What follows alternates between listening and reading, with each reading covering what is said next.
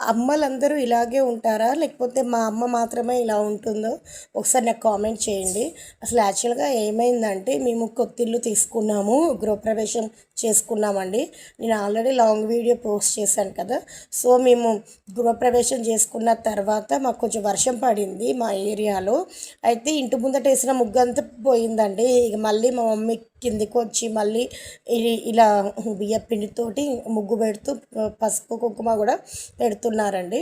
అయితే నేనన్నా, "ఎందుకు మమ్మీ మళ్ళీ అంత అవస్థ పడకుండా ముగ్గు పెడుతున్నావు" అంటే, "లేదు బిడ్డ, నువ్వు శుభమాంటి ఇల్లు కొనుక్కున్నావు కదా, ఏం కాదు, అమ్మవారి దయ వల్ల అంత మంచిగా జరుగుతుంది" అని చెప్పేసి మళ్ళీ ముగ్గు పెట్టి కుంకుమ, పసుపు ఇవన్నీ పెట్టేసి వస్తుందండి.